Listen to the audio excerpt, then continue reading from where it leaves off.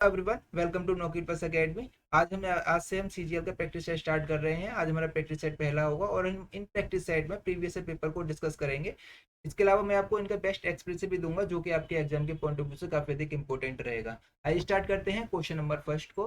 Who was associated with the foundation of the Ferguson college? Ferguson college की स्थापना से कौन संबंधित था? ऑप्शन ए दादा भाई नेहरू जी, गोपाल कृष्ण गोखले, लाला लाजपत राय, बाल गंगाधर तिलक।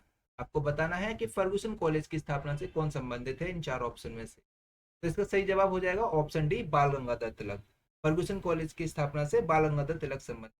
देखिए, फर्गुसन कॉलेज की स्थापना चार युवाओं ने मिलकर की थी। वो चार युवा कौन कौन थे, इसे हम देख लेते हैं। बाल गंगाधर तिलक, विष्णु शास्त्री चिपळूणकर, इसके अलावा गोपाल गणेश आगरकर और माधव राव नाम जोशी। इन चार युवाओं ने मिलकर फर्गुसन कॉलेज की स्थापना की थी। ठीक है, बाल गंगाधर तिलक के बारे में देख लेंगे हम। देखिए, इन्होंने क्रांतिकारी युवाओं को एकजुट होने और राष्ट्रवाद की भावना भरने के लिए शस्त्र प्रशिक्षण के लिए 1893 में गणपति महोत्सव शुरू किया था। ये क्वेश्चन एग्जाम में काफी बार आया हुआ है कि गणपति महोत्सव किसने शुरू किया था। तो बाल गंगाधर तिलक ने गणपति महोत्सव शुरू किया था। कब से किया है? 1893 से। और 1895 में शिवाजी महोत्सव शुरू किया था। किसने शुरू किया था?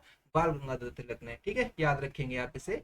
इसके अलावा बाल गंगाधर तिलक ने लाठी क्लब की स्थापना की थी और डेक्कन एजुकेशन सोसाइटी की भी स्थापना की थी बाल गंगाधर तिलक ने। ठीक है, इसके अलावा इन्होंने मराठा अंग्रेजी भाषा में और केसरी मराठी भाषा में पत्रिका को प्रकाशित किया था। ठीक है, इसके अलावा हम देख लेंगे। देखिए, इनकी पुस्तक का नाम है गीता रहस्य, architect home of the Vedas. ये बाल गंगाधर तिलक की पुस्तक का नाम है। इसके अलावा बाल गंगाधर तिलक और एनी बेसेंट ने अप्रैल 1916 में होम रूल आंदोलन शुरू किया था। और ये होम रूल आंदोलन दो चरणों में हुआ था। पहले चरण का नेतृत्व किसने किया था? बाल गंगाधर तिलक ने। और ये अप्रैल 1916 से स्टार्ट हुआ था। और दूसरे चरण का नेतृत्व सितंबर 1916 में हुआ था, जिसका नेतृत्व एनी बेसेंट ने किया था। ठीक है, दूसरे चरण का होम रूल आंदोलन कब शुरू हुआ था? सितंबर 1916 में, और इसका नेतृत्व एनी बेसेंट ने किया था। ठीक है, याद रखेंगे सारी चीजें। इसके अलावा ये 1907 में, इन्होंने 1907 में थियोसॉफिकल सोसाइटी की अध्यक्ष बनी थी। कौन? एनी बेसेंट 1907 में थियोसॉफिकल सोसाइटी की अध्यक्ष बनी थी और इसी के सदस्य बनकर ये भारत में आई थी। ठीक है, अच्छा, लाला लाजपत राय के बारे में देखेंगे। लाला लाजपत राय को पंजाब केसरी के नाम से भी जाना जाता है। और 1920 में लाला लाजपत राय और एम एन जोशी ने all India trade union Congress की स्थापना की थी। इंपोर्टेंट है, याद रखेंगे। एआईटीयूसी की स्थापना किसने की थी? लाला लाजपत राय और एम एन जोशी ने की थी। से आगे चलकर एम एन जोशी अलग हो गए थे। ठीक है, इसके अलावा लाला लाजपत राय ने साइमन कमीशन का विरोध किया और इसी के चलते सैंडर्स के नेतृत्व में पुलिस ने लाठीचार्ज कर दिया, जिसमें चोट लगने से इनकी मृत्यु हो गई। किसकी? लाला लाजपत राय की। ठीक है, साइमन कमीशन कब भारत आया था? 1928 में भारत आया था। आपको यह पता कर याद रखना होगा। इसके अलावा हम दादा भाई नेहरू जी के बारे में भी देख लेते हैं।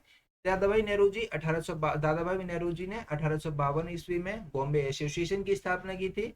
इसके अलावा 1866 में लंदन में ईस्ट इंडिया एसोसिएशन की स्थापना की थी दादा भाई नेहरू जी ने। ठीक है, याद रखेंगे। 1852 में बॉम्बे एसोसिएशन की स्थापना की थी किसने? दादा भाई नेहरू जी ने।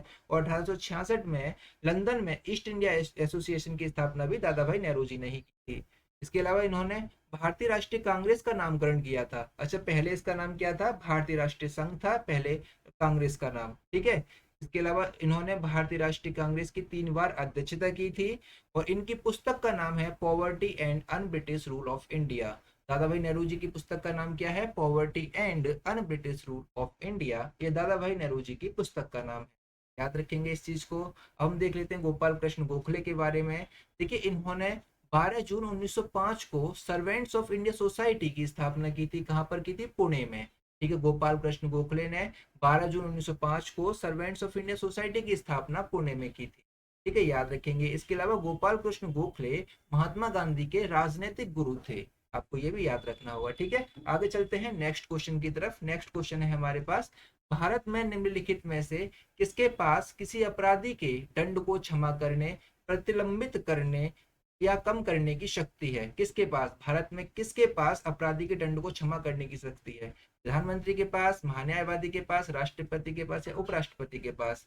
ठीक है, क्षमा दान करने की शक्ति राष्ट्रपति के पास है हमारे भारत में। इसका सही ऑप्शन हो जाएगा ऑप्शन।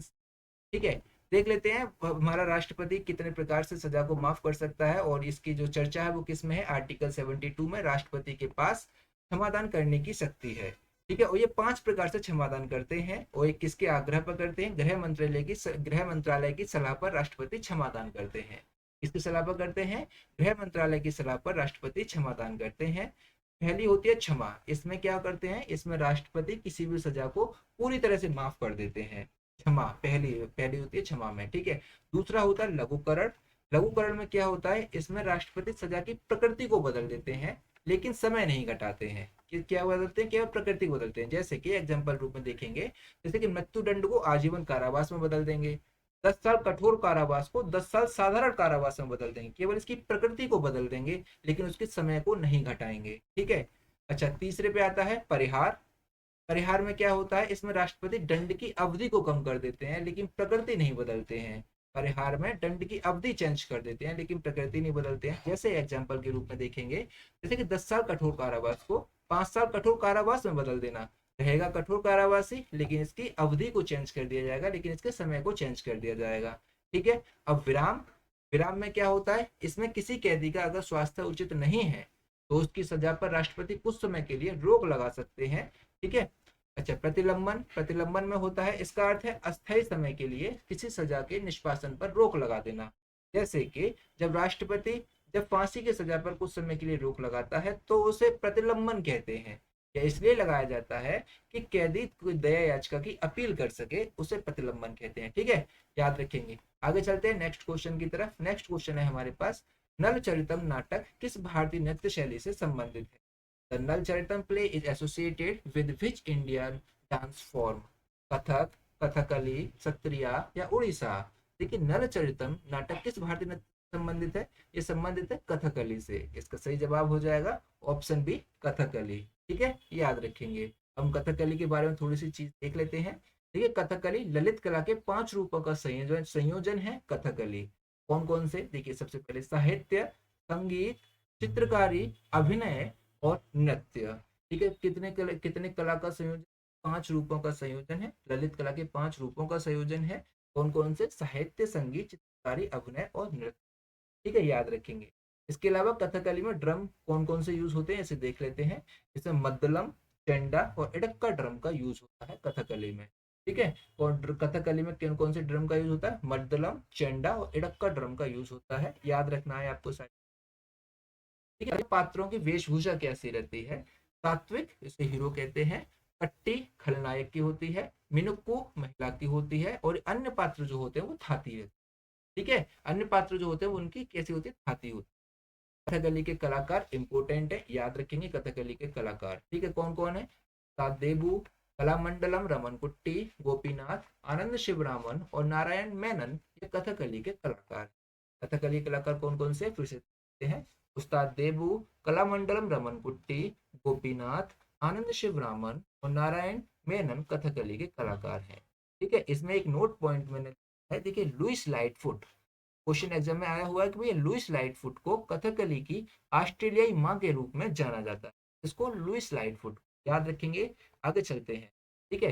देखिए, कथकली एक शास्त्रीय नृत्य है। अच्छा, तो कथकली जैसे हमारे भारत में कितने शास्त्रीय नृत्य हैं? हमारे भारत में 8 शास्त्रीय नृत्य हैं कथकली जैसे। कौन कौन से? सबसे पहले कथक, जो कि उत्तर प्रदेश से रिलेट करता है। मणिपुरी, मणिपुर से रिलेट करता है। सत्रिया, असम का है। उड़ीसा, उड़ीसी, उड़ीसा का है। इसके अलावा कुचिपुड़ी आंध्र प्रदेश का है। और मोहिनीअट्टम केरल का है, और केरल के 2 हैं। एक कथकली भी केरल का है, मोहिनीअट्टम भी केरल का है और कथकली भी केरल का है। अब बात आ जाती है भरतनाट्यम की, ये तमिलनाडु, ठीक है। 8 शास्त्रीय नृत्य आपको याद रखने। आगे चलते हैं नेक्स्ट क्वेश्चन की तरफ। किस देश के राष्ट्रपति ने भारत के पहले गणतंत्र दिवस समारोह में मुख्य अतिथि के रूप में भाग लिया था? तो किस देश के राष्ट्रपति ने भारत के पहले गणतंत्र दिवस भाग लिया था?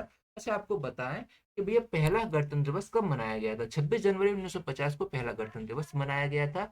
और पहले गणतंत्र दिवस समारोह में मुख्य अतिथि के रूप में भाग लिया था इंडोनेशिया ने। किसने भाग लिया था? इंडोनेशिया में। इसका सही जवाब हो जाएगा ऑप्शन बी, इंडोनेशिया, ठीक है। अच्छा, इंडोनेशिया के राष्ट्रपति ने भाग लिया था। 26 जनवरी 1950 को आयोजित की गई थी गणतंत्र दिवस की पहली परेड, जिसके दौरान इंडोनेशिया के राष्ट्रपति सुकर्नो मुख्य अतिथि थे। कौन थे? सुकर्नो मुख्य अतिथि थे, जो कि इंडोनेशिया के राष्ट्रपति, ठीक है। याद रखेंगे। आगे चलते हैं नेक्स्ट क्वेश्चन की तरफ। नेक्स्ट क्वेश्चन है हमारे पास, तेवरॉय पहाड़ियां भारत के किस राज्य में स्थित हैं? The Shevaroy Hills are located in which state of India? Option A Chhattisgarh, option B Orissa, option C Rajasthan या फिर ऑप्शन डी तमिलनाडु। देखिए शेवरॉय पहाड़ियां पूर्वी घाट पर स्थित है और ये तमिलनाडु के पूर्वी घाट पर स्थित है। इसका सही जवाब हो जाएगा ऑप्शन डी तमिलनाडु। आगे चलते हैं नेक्स्ट क्वेश्चन की तरफ। नेक्स्ट क्वेश्चन है हमारे पास, यौगिक और उसके गलनांक का निम्नलिखित में से कौन सा युग्म सही है? Which of the following pair of compound melting point is correct? इसमें इसमें पॉइंट दे रखे हैं। एसिटिक अम्ल का गलनांक 290 केल्विन होता है। एथेनॉल का गलनांक 156 केल्विन होता है। तो हमें ये बताना है इन दोनों में से कौन सा सही है। ठीक है, या पहला सही है या दोनों सही है, कोई नहीं सही है या फिर कोई एक सही। तो इसका सही जवाब हो जाएगा दोनों ही सही है, फर्स्ट और सेकेंड।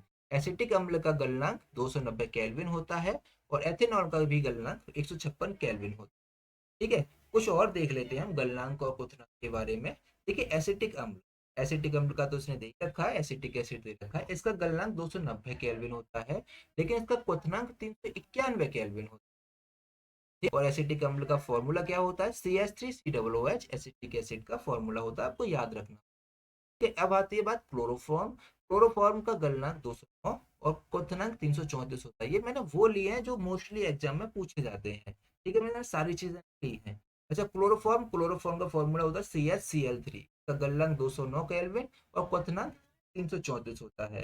एथेनॉल एथेनॉल का फॉर्मूला होता है CH3CH2OH। एथेनॉल का गलनांक 156 केल्विन और क्वथनांक 351 केल्विन होता है। ठीक है, याद रखेंगे गलनांक 156 केल्विन और क्वथनांक 351 केल्विन।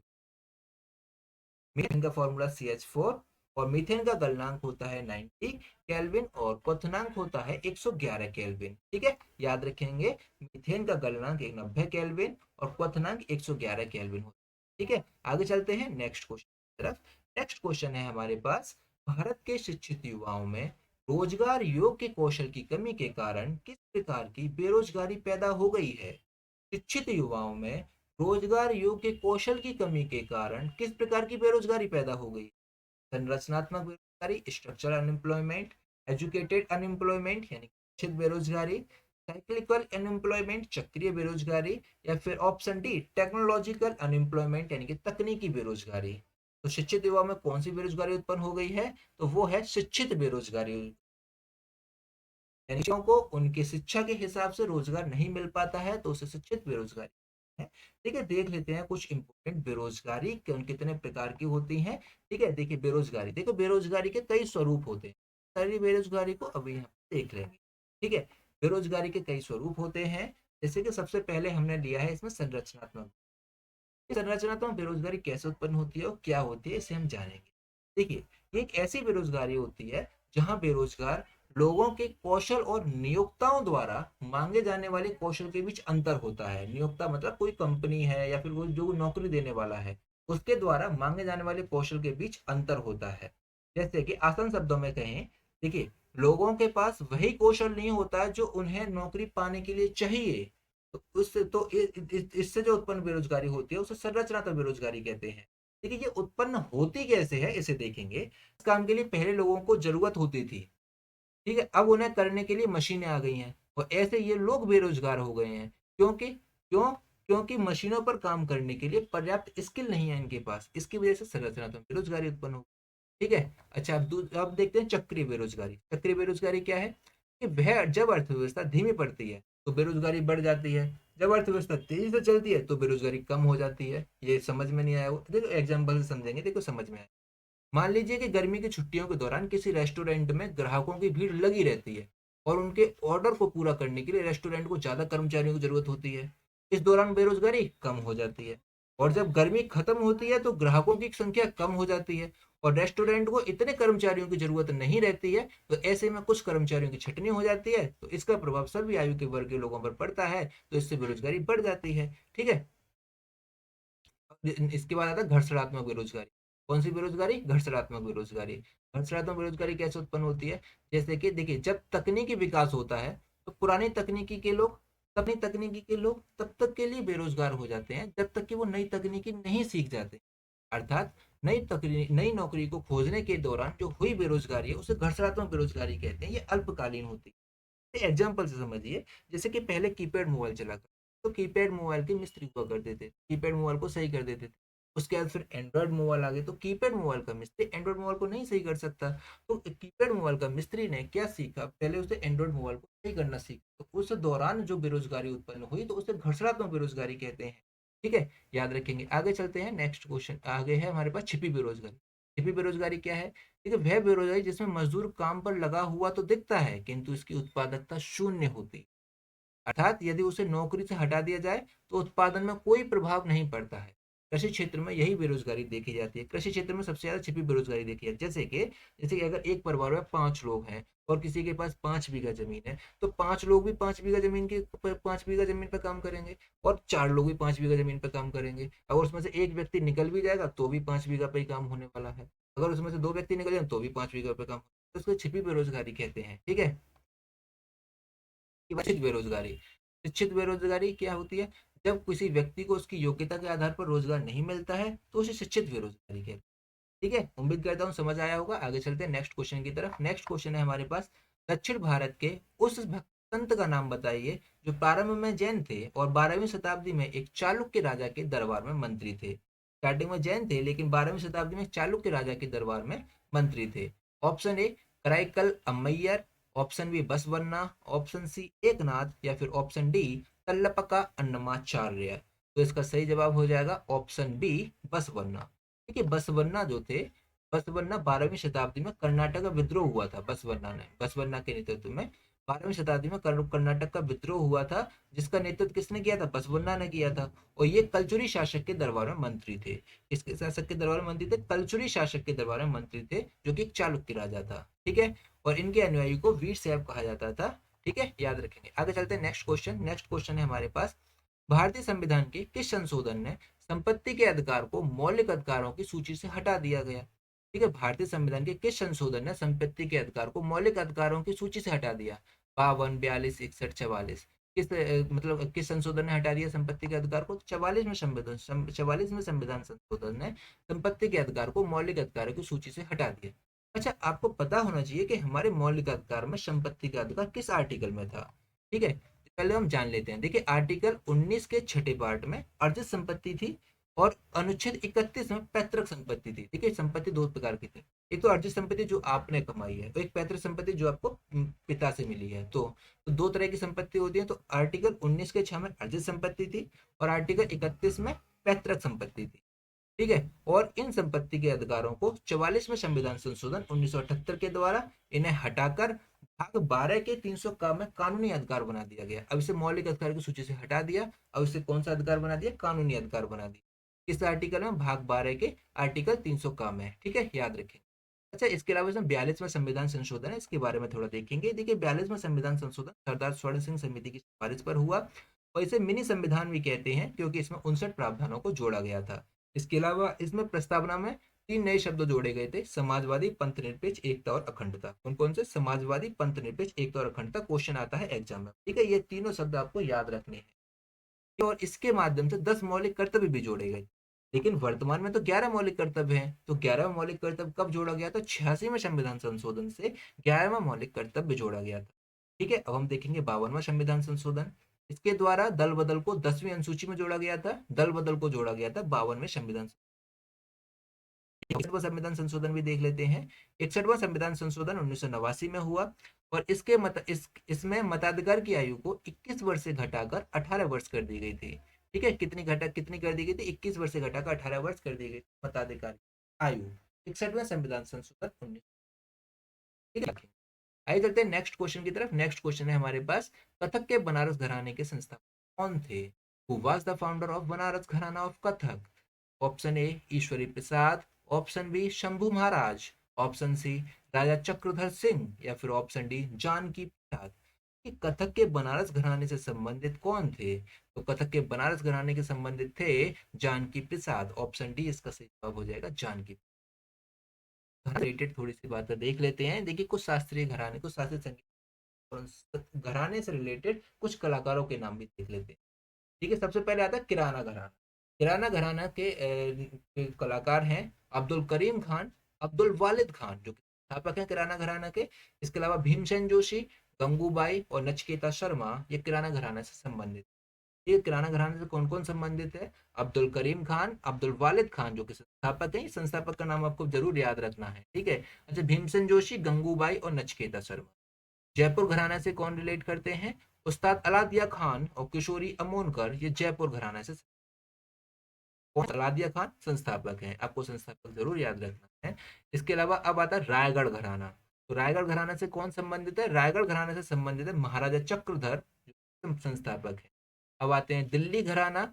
दिल्ली घराना से संबंधित सिदर खान दाढ़ी और उस्ताद इकबाल अहमद खान, ठीक है। दिल्ली घराने से कौन संबंधित है? सिद्धर खान दाढ़ी और ये संस्थापक हैं, और उस्ताद इकबाल अहमद खान। पटियाला घराने से संबंधित है मियाँ कल्लू, उस्ताद बड़े गुलाम अली खान, मुनव्वर अली खान और अजय परवीन, ये पटियाला घराना से संबंधित है। पंजाब घराने से संबंधित है अल्लाह बख्श, ये पंजाब घराने से संबंधित हैं, ये संस्थापक हैं।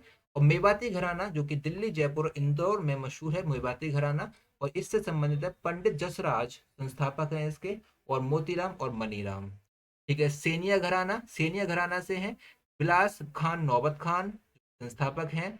और हरिप्रसाद चौरसिया, ये सेनिया घराना से संबंधित, ठीक है। याद रखेंगे सारे घराने और इनके संस्थापक के नाम इंपोर्टेंट है, एग्जाम में पूछे जाते हैं। आइए चलते हैं नेक्स्ट क्वेश्चन की तरफ। नेक्स्ट क्वेश्चन है हमारे पास, what happens to the guard cells when water flows into them? जब द्वार कोशिकाओं में जल प्रवाहित होता है तो उनमें क्या होता है? जब द्वार कोशिकाओं में जल प्रवाहित होता है तो उनमें क्या होता है? द्वार कोशिकाएं बंद हो जाती हैं, स्टोमी छिद्र खुल जाते हैं, स्टोमी छिद्र सिकुड़ जाते हैं, या फिर स्टोमी छिद्र बंद हो जाते हैं, ठीक। जब द्वार कोशिकाओं में जल प्रवाहित हो जाता है तो स्टोमी छिद्र खुल जाते हैं। ये पत्तियों में होता है, अक्सर करके पत्तियों में देखने को मिलता है, याद रखेंगे। दो कथन है जिनमें पहला कथन अभिकथन है और दूसरा कारण है, रीजन दे रखा है, और इसमें सही विकल्प हमें चुनना है। जैसे कि अभिकथन ए क्या कह रहा है? ये कहता है कि ब्रिटिश शासन के दौरान भारत का निर्यात आयात से अधिक हो गया था, जिससे व्यापार संतुलन का अधिशेष हो गया। और इसका कारण है कि व्यापार संतुलन के अधिशेष का उपयोग भारत के विकास और उत्थान के लिए किया गया था। ये बिल्कुल गलत हुई है, व्यापार संतुलन के अधिशेष का यूज भारत के विकास और उत्थान के लिए नहीं किया गया था।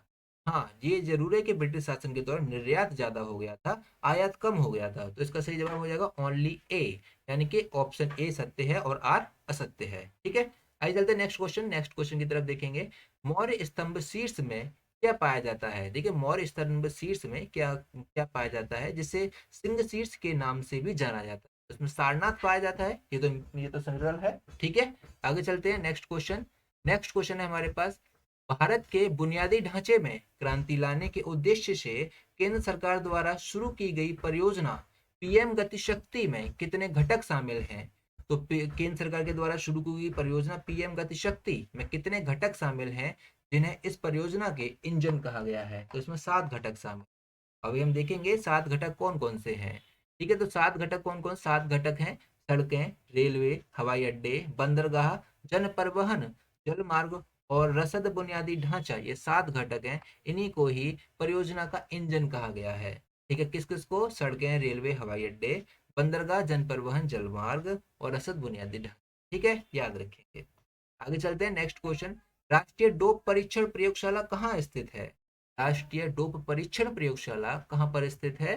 तो ये स्थित है नई दिल्ली में। राष्ट्रीय डोप परीक्षण प्रयोगशाला कहाँ स्थित है? नई दिल्ली में स्थित है, ठीक है, याद रखेंगे। आगे चलते हैं नेक्स्ट क्वेश्चन है हमारे पास, पंडित राम नारायण निम्नलिखित में से किस वाद्य यंत्र से संबंधित थे? घटम से, तबला से, बांसुरी से, सारंगी से? तो सही जवाब हो जाएगा सारंगी से। इसका सही जवाब ऑप्शन डी हो।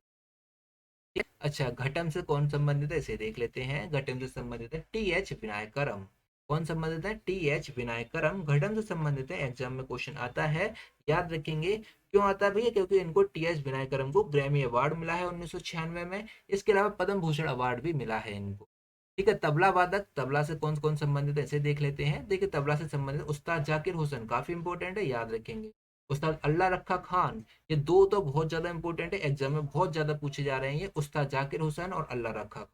इसके अलावा स्वप्न चौधरी, लतीफ अहमद, किशन महाराज और पंडित अनोखी लाल मिश्रा, ये तबला वादक हैं और तबला से संबंधित हैं, ठीक है, याद रखेंगे। बांसुरी से संबंधित हरिप्रसाद चौरसिया, बहुत ज्यादा इंपॉर्टेंट, याद रखेंगे।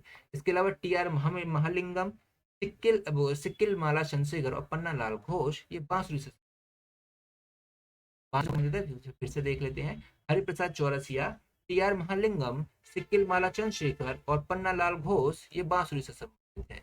आइए देखते हैं नेक्स्ट क्वेश्चन। नेक्स्ट क्वेश्चन क्या है हमारे पास। जनवरी 2022 में उच्चतम न्यायालय ने एक फैसला सुनाया है कि हिंदू पर्सनल लॉ के संहिताकरण और किसके हिंदू उत्तराधिकार अधिनियम के अधिनियमन से पहले भी बेटियों का पिता की संपत्ति पर समान अधिकार होगा। ठीक है, तो किस अधिनियम के मतलब किस सन के अधिनियम के अधिनियम से पहले भी बेटियों का पिता की संपत्ति पर समान अधिकार होगा। ये होगा 1956 से। ठीक है, आइए चलते नेक्स्ट क्वेश्चन।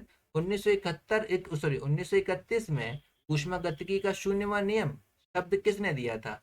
1931 में ऊष्मागतिकी का शून्यवां नियम शब्द किसने दिया था, जो ये प्रतिपादित करता है कि जब दो निकाय किसी तीसरे निकाय के साथ साम्य में होते हैं तो अब वे आपस में भी साम्य में होते हैं। तो ये कौन ये शून्यवां नियम किसने दिया था, तो ये दिया था राल्फ एच फाउलर ने। किसने दिया था, राल्फ एच फाउलर ने। आपको पता होना चाहिए शून्यवां नियम क्या कहता है। ठीक है, शून्यवां नियम कहता है ये इसके अनुसार होता है यदि दो वस्तुएं ए और बी हैं। ठीक है, ये दो वस्तुएं ए तथा बी एक तीसरी वस्तु सी से अलग अलग ऊष्मीय साम्यावस्था में है तो वस्तुएं ए तथा बी भी ऊष्मीय साम्यावस्था में होंगी। ठीक, आपस में ऊष्मीय साम्यावस्था में होंगी। ऊष्मागतिकी का शून्याङ्कीय नियम ताप की अवधारणा देता है। किसकी अवधारणा देता है, ताप की अवधारणा देता है। ठीक है, याद रखेंगे। आगे चलते हैं नेक्स्ट क्वेश्चन की तरफ। नेक्स्ट क्वेश्चन है हमारे पास, निम्नलिखित में से कौन सा विकल्प पूंजीगत प्राप्तियों में शामिल नहीं है। पूंजीगत प्राप्तियों में शामिल नहीं है। Which of the following is not included in capital receipt? इनमें से कौन सा विकल्प ऐसा जो पूंजीगत प्राप्ति में शामिल नहीं। विदेशी सहायता, कर, ऋणों की वसूली, उधार राशियां। ठीक है, पूंजीगत प्राप्ति होती कौन सी, पहले आपको ये पता होना चाहिए। देखो, पूंजीगत प्राप्ति वो होती है जिसमें सरकार को पैसा वापस लौटाना पड़ता है, वो पूंजीगत प्राप्ति होती है। या फिर सरकार किसी सामान को बेचकर जो प्राप्ति करती है उसे पूंजीगत प्राप्ति कहते हैं। ठीक है, तो इसमें टैक्स जो है, टैक्स सरकार वापस नहीं करती है, तो टैक्स पूंजीगत प्राप्ति में शामिल नहीं है। ठीक है, आपको पता होना चाहिए। देखो, पूंजीगत प्राप्ति वो होती है जिसमें सरकार पैसा वापस करती है। देखिए, मैंने यहाँ पे लिख भी दिया, बहुत सिंपल लैंग्वेज में लिखा है। देखिए, पूंजीगत प्राप्ति, इसमें सरकार को पैसे वापस करने पड़ते हैं या फिर सरकार कोई सामान बेचकर जो पैसा प्राप्त करती है उसे पूंजीगत प्राप्ति कहते हैं। ठीक है, जैसे कि विदेश से ऋण लेना, तो इसमें सरकार को पैसा वापस करना पड़ेगा ना, तो ये पूंजीगत प्राप्ति में आ जाती है। जैसे रेलवे का विनिवेश करना। ठीक है, विनिवेश का मतलब होता है प्राइवेटाइजेशन कर देना। देखिए, जब किसी चीज को सरकारी बनाया जाता है तो उसे राष्ट्रीयकरण कहते हैं। जब किसी चीज को प्राइवेट कर दिया जाता है तो उसे विनिवेश कहते हैं। ठीक है, तो रेलवे का विनिवेश किया तो सरकार को पैसा मिलेगा, है ना। तो इसलिए ये सब किस में आता है, पूंजीगत प्राप्ति में। ठीक है, याद रखेंगे। आगे चलते हैं नेक्स्ट क्वेश्चन की तरफ। नेक्स्ट क्वेश्चन है हमारे पास, नरेंद्र मोदी ने किस वर्ष संयुक्त राष्ट्र महासभा में बोलते हुए योग दिवस को अंतर्राष्ट्रीय योग दिवस के रूप में बनाने का प्रस्ताव रखा था। तो नरेंद्र मोदी ने किस वर्ष संयुक्त राष्ट्र महासभा में बोलते हुए योग दिवस को अंतर्राष्ट्रीय योग दिवस के रूप में मनाने का प्रस्ताव रखा था। किस वर्ष रखा था, वो रखा था 2014 में। तो जवाब हो जाएगा ऑप्शन डी, 2014 में। इस संयुक्त राष्ट्र महासभा या संयुक्त राष्ट्र के बारे में थोड़ा सा जानकारी लेंगे। पहले हम इसको देख लेते हैं। देखिए, 27 सितंबर 2014 को संयुक्त राष्ट्र महासभा में बोलते हुए नरेंद्र मोदी ने योग के लिए एक दिन अंतर्राष्ट्रीय योग दिवस के रूप में मनाने का प्रस्ताव रखा था। कब रखा था, 27 सितंबर 2014 को। 27 सितंबर 2014 को नरेंद्र मोदी ने एक दिन अंतर्राष्ट्रीय योग दिवस के रूप में मनाने का प्रस्ताव रखा और संयुक्त राष्ट्र संघ ने इसे स्वीकार भी कर लिया था। ठीक है, और पहला अंतर्राष्ट्रीय योग दिवस 21 जून 2015 को मनाया गया था। तो पहला अंतर्राष्ट्रीय योग दिवस कब मनाया गया, 21 जून 2015 को मनाया गया था। याद रखें, इंपोर्टेंट है। ठीक है, अच्छा, संयुक्त राष्ट्र संघ के बारे में थोड़ी सी जानकारी लेंगे। देखिए, संयुक्त राष्ट्र संघ की स्थापना 24 अक्टूबर 1945 को न्यूयॉर्क में हुई थी। संयुक्त राष्ट्र संघ की स्थापना, और इसका मुख्य जो उद्देश्य है, अंतर्राष्ट्रीय शांति और सुरक्षा के विरोधी तत्वों को रोकना इसका मुख्य उद्देश्य है। इसका मुख्य उद्देश्य क्या है, अंतर्राष्ट्रीय शांति और सुरक्षा के विरोधी तत्वों को रोकना इसका मुख्य उद्देश्य है। ठीक है, अच्छा जी, इसका इसका जो संयुक्त राष्ट्र संघ की स्थापना का मुख्य श्रेय जो दिया जाता है वो रूसवेल्ट, चर्चिल, स्टालिन और जॉर्ज क्लेमेशो को दिया जाता है। किस किस को दिया जाता है, रूसवेल्ट, चर्चिल, स्टालिन, जॉर्ज क्लेमेशो को संयुक्त राष्ट्र संघ का मुख्य श्रेय दिया जाता है। इसके सदस्य हैं 193, इसके सदस्य हैं। 193वां सदस्य 2011 में जोड़ा गया था, दक्षिणी सूडान को जोड़ा गया था। किसको जोड़ा गया, दक्षिणी सूडान को, जो 193वां सदस्य था। ठीक है, अच्छा, इसका मुख्यालय की बात करेंगे। इसका मुख्यालय न्यूयॉर्क, अमेरिका में इसका मुख्यालय है। और इसके 6 अंग होते हैं। 6 अंग कौन कौन से होते हैं आपको पता होना चाहिए। महासभा, सुरक्षा परिषद, आर्थिक और सामाजिक परिषद और न्यास परिषद, अंतर्राष्ट्रीय न्यायालय और सचिवालय, ये इसके 6 अंग होते हैं। कौन कौन से? महासभा, सुरक्षा परिषद, आर्थिक और सामाजिक परिषद, न्यास परिषद, अंतर्राष्ट्रीय न्यायालय और सचिवालय, इसके 6 अंग होते हैं। ठीक है, याद रखेंगे। अच्छा, यूएनओ में 6 भाषाओं को मान्यता प्राप्त है। वो 6 भाषाएं कौन कौन सी हैं, एग्जाम में आई हुई, भैया याद रखेंगे 6 भाषा कौन कौन सी? अंग्रेजी, फ्रांसीसी, रूसी और चीनी, अरबी, स्पेनिश, इन 6 भाषाओं को मान्यता प्राप्त है यूएनओ में, संयुक्त राष्ट्र संघ। कौन कौन सी? अंग्रेजी, फ्रांसीसी, रूसी और चीनी, अरबी, स्पेनिश, ये 6 भाषाएं हैं। ठीक है, और यूएनओ के और यानी कि संयुक्त राष्ट्र संघ के महासचिव कौन है? एंटोनियो गुटेरेस इसके महासचिव हैं। और पहले सचिव कौन थे? पहले सचिव त्रिगवेली थे। पहले सचिव कौन थे? त्रिगवेली पहले सचिव थे और महासचिव एंटोनियो गुटेरेस हैं। ठीक है। अच्छा, राष्ट्रीय वन नीति के संदर्भ में संयुक्त वन प्रबंधन जेएफएम नामक एक दृष्टिकोण और कार्यक्रम किस वर्ष में शुरू किया गया था? राष्ट्रीय वन नीति के संदर्भ में संयुक्त वन प्रबंधन किस वर्ष शुरू किया गया था? तो ये शुरू किया गया था 1988 में। किस कब शुरू किया गया था? 1988। राष्ट्रीय वन नीति के बारे में थोड़ा जानकारी लेंगे। राष्ट्रीय वन नीति देश की आजादी के बाद 1952 में राष्ट्रीय वन नीति की शुरुआत हुई थी। कब शुरुआत हुई थी? 1952 में राष्ट्रीय वन नीति की शुरुआत हुई थी।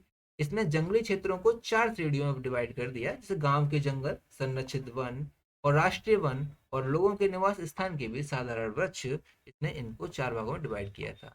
आगे चलते हैं, नेक्स्ट क्वेश्चन। नेक्स्ट क्वेश्चन है हमारे पास, कांग्रेस और मुस्लिम लीग के किस अधिवेशन में ब्रिटिश शासन के विरुद्ध एक संयुक्त मोर्चा बनाने के लिए सहमति बनी थी? कांग्रेस और मुस्लिम लीग के किस अधिवेशन में ब्रिटिश शासन के विरुद्ध एक संयुक्त मोर्चा बनाने की सहमति बनी थी? तो वो थी लखनऊ अधिवेशन में। वो कब थी? वो थी, ऑप्शन का सही जवाब हो जाएगा ऑप्शन सी, लखनऊ अधिवेशन में। देखिए, कांग्रेस और मुस्लिम लीग 1909 में अलग हो गए थे। क्यों? क्योंकि मिंटो द्वितीय ने इनको मुस्लिम लीग को पृथक निर्वाचन क्षेत्र दे दिया था, जिसकी वजह से कांग्रेस और मुस्लिम लीग अलग हो गए थे। इसके बाद फिर 1916 में के लखनऊ अधिवेशन में दोनों एक हो गए थे और उन्होंने ब्रिटिश के खिलाफ एक संयुक्त मोर्चा बनाने की सहमति बनाई। ठीक है, तो इसका सही जवाब हो जाएगा ऑप्शन सी, लखनऊ। ठीक है, याद रखेंगे। और आज का लास्ट क्वेश्चन है ये। ठीक है, मिलते हैं नेक्स्ट वीडियो पर, तब तक के टेक केयर, बाय बाय। इसके अलावा आपको इस क्लास का पीडीएफ भी मिल जाएगा। इस क्लास का पीडीएफ हमारे टेलीग्राम चैनल पर मिल जाएगा।